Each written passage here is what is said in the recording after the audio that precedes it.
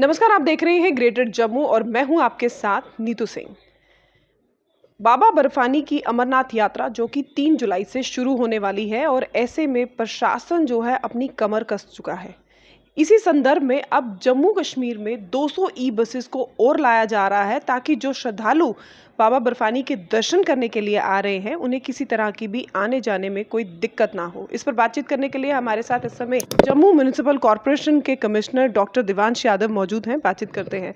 Sir, 200 e buses को लाया जा रहा है अमरनाथ यात्रा के लिए। किस तरह से ये प्रोजेक्ट था और अब तो सेंटर ने भी इस पर मंजूरी दे दी है?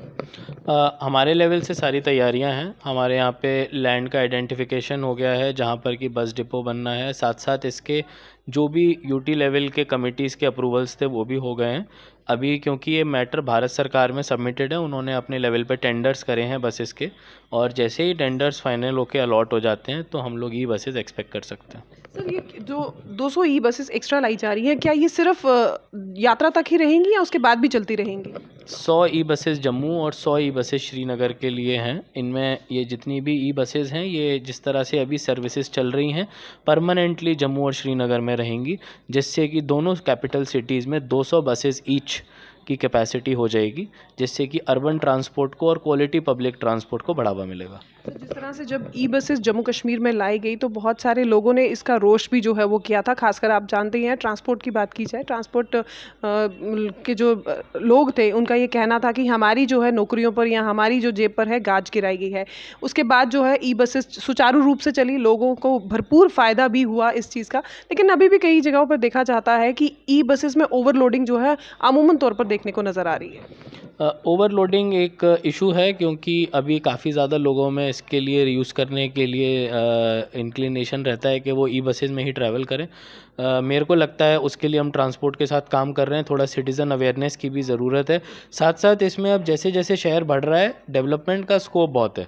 अगर हम लोग ये कहेंगे कि ई बसेस की वजह से किसी का बिज़नेस अफेक्ट होगा, वो ठीक नहीं है, क्योंकि अभी भी काफ़ी सारे एरियाज़ में लोग प्राइवेट ट्रांसपोर्ट पे आने को मजबूर होते हैं, जिसका मतलब प्राइवेट जितनी भी बसेस होती हैं या सरकारी बसेस होती हैं, उन दोनों के लिए अभी काफ़ी स्कोप है। जितना भी जम्मू के आसपास का 50 किलोमीटर का एरिया है, इन सभी से जितने भी लोगों ने रोज़मर्रा अपनी नौकरी के लिए काम करना आना होता है, उनको किसी ना किसी तरह से पब्लिक ट्रांसपोर्ट या प्राइवेट ट्रांसपोर्ट की ज़रूरत पड़ेगी।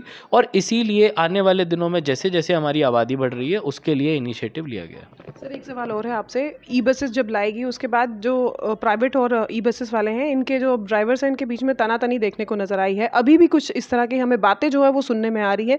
इस पर जेएमसी क्या संज्ञान ले रहा है? नहीं, हम लोग ट्रांसपोर्ट कमिश्नर के साथ इन इश्यूज़ को कॉर्डियली पहले भी निपटाते रहे हैं, और आगे भी हम लोग डायलॉग के थ्रू और उनके जो जेन्युइन इश्यूज़ होंगे उनको रिजॉल्व करके उनको निपटाएंगे। बहुत सारे लोगों की ये भी शिकायत है कि कई एरियाज़ में जो है ई बसेस नहीं चल रही हैं या सही टाइम पर नहीं पहुंच पाती हैं। तो जब ऐसे इश्यूज़ आते हैं तब आप किस तरह से एड्रेस करते हैं? टाइमिंग का इशू हम लोग टेकअप करते रहते हैं टाटा के साथ, जो बसेस को चलाता है, और कोशिश करते हैं कि टाइमली बसेस पहुँचें। जहाँ पे रूट्स अभी अनकवर्ड हैं, उनमें जो हम नए बसेस लाएंगे कहीं ना कहीं वो उसको गैप को फिल करेगा। उम्मीद की जा रही है कि अमरनाथ यात्रा के दौरान उससे पहले ही जो ई बसेस 200 और हैं वो चल जाएंगी। अभी क्योंकि टेंडर प्रोसेस भारत सरकार के लेवल पे हुआ है, टाइम इसमें देखना पड़ेगा, डेफिनेटली कुछ टाइम लगेगा, बट हमारी तरफ से तैयारी है। जैसा भी भारत सरकार निर्देश देती है उस हिसाब से हम काम करेंगे।